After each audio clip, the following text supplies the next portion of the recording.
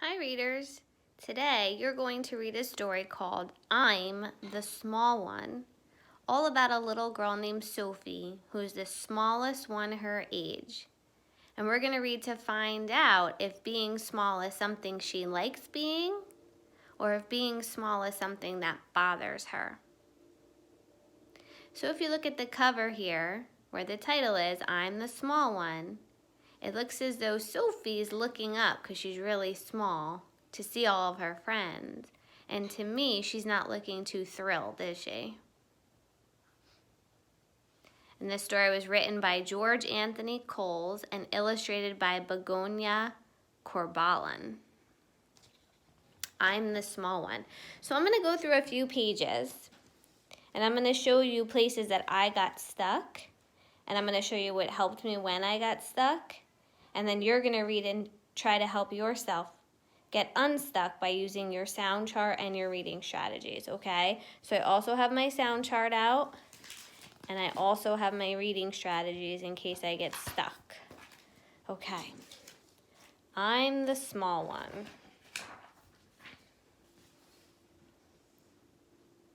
Looks like the cover. I'm smaller than everyone else my age. In the halls at school, the bigger kids sometimes bump into me or step on my toes. Sorry, Sophie, I didn't see you, they say. So now I'm going to go back and try and scoop it and read it a little bit smoother. Ready? I'm smaller than everyone else my age. In the halls at school, the bigger kids sometimes bump into me or step on my toes. Sorry, Sophie, I didn't see you, they said. I wonder how that makes her feel that they all step on her toes and say that they didn't see her because she's so small. I feel like that would hurt my feelings. Now they're at the playground. At the playground, little kids always want to play with me. Some even try to boss me around. Don't climb up that big slide, little girl. One. Okay, so now I'm going to see what I can do here to help myself on this big, long word. So the first thing I always try to do is break it into syllables.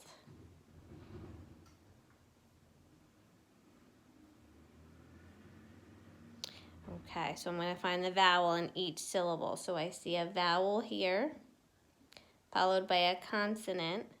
So that means that vowel is going to make its short sound I. In this syllable, I see my right? My tiger, In this syllable, I see my R, like my pirate R. And in this syllable, I see like my tiger. So let me try and put those pieces together. K, in, kinder, kindergart, kindergartner, kindergartner. Don't climb up that big slide, little girl, one kindergartner.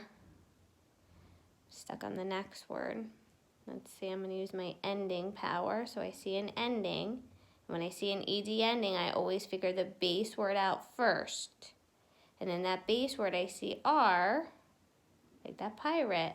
So let's read that base word. Arn, warn, and add my ending. Warned, warned. Okay, I gotta reread.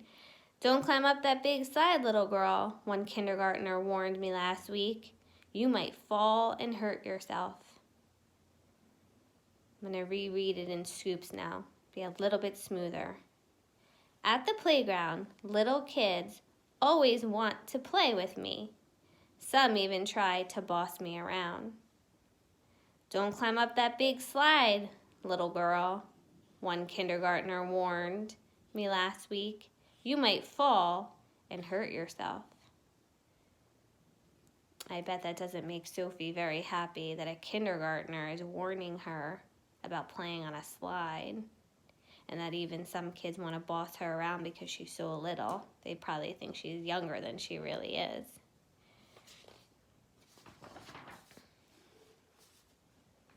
I think I'll be okay, I said. She watched me slide down. Her mouth. Her mouth. Let's try and break it into syllables. And I notice that there's an ending ing. So let me see if I can figure that base word out. Now I notice the vowel here is followed by a consonant. So when that happens, this vowel should make it short sound. But this is a rule breaker because if I read this, g-ap, gapping, open, and I reread it and I said, she watched me slide down, her mouth gapping open. And I look at the picture, it doesn't make sense to me that her mouth is gapping open. So let me try my long vowel, g-ape, gaping open. That makes more sense to me, so that was a rule breaker. And that's going to happen to us sometimes. We always have to make sure that when we're reading it makes sense. So let me read it in scoops. I think I'll be okay, I said. She watched me slide down, her mouth gaping open. Her mouth is probably gaping open because she's surprised that a little girl like Sophie is going to slide down and be okay. And here Sophie is with her best friend Casey. And Casey's much taller than Sophie. But they seem to be happy friends. They're smiling together. And here's Casey's name. So if I break Casey's name into syllables, this one follows the rules. So here's my vowel. And after the vowel and the syllable, no consonant. So it's going to be open. It's going to make its long sound. And there's that Y at the end that sometimes makes an E sound.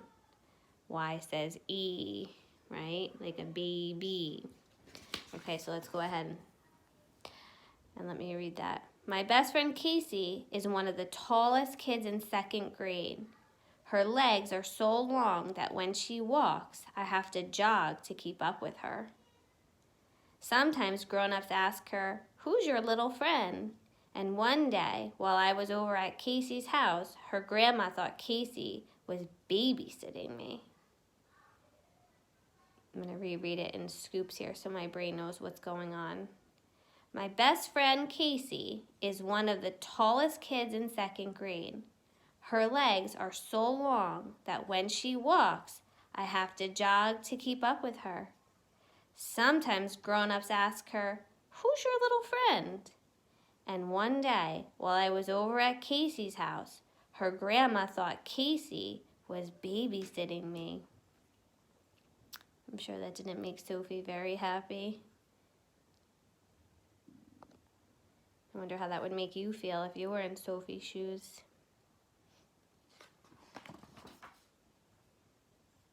Okay, and this is where we're going to end on these 2 pages here. I used to try to make myself taller. I hung from the tree in our backyard to stretch out my... Let's see, this is a 1-syllable word. So here's my vowel.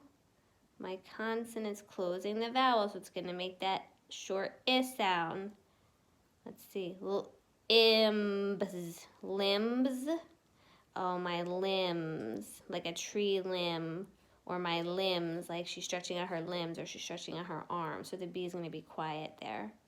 I even ate my vegetables, all of them, but I never seemed to grow. And as you can see, she's not very thrilled here to be eating her veggies, but it seems as though she's doing anything she can to grow taller. Poor Sophie. And let me reread that in scoops here. I used to try to make myself taller. I hung from the tree in our backyard to stretch out my limbs. I even ate my vegetables, all of them, but I never seemed to grow.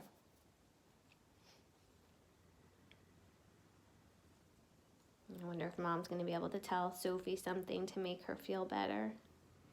Don't worry, Mom said. Being small has its... Let's see. I notice an ending S, so I'm going to figure out the base word.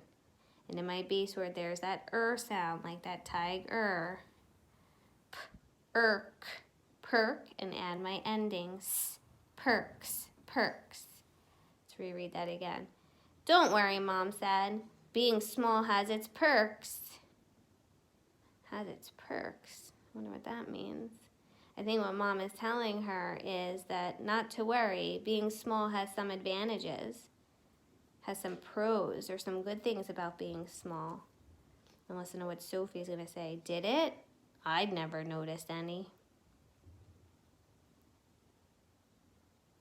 Okay, so I'm going to let you finish the story, and if I were you, I would go back and try to read the beginning on your own as well. And remember that when I got stuck, I found some endings, and I figured the base word out first. I used my sound chart, especially with my R-controlled vowels here. Okay, I had to take a look at my vowels to see if it was a closed syllable or an open syllable, if it was making its short sound or its long sound. And what else did I do? More endings and looking at rule breakers, thinking about what might make sense.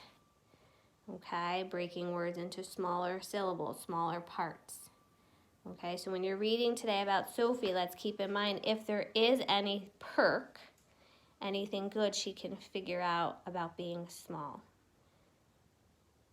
Go be a good reader.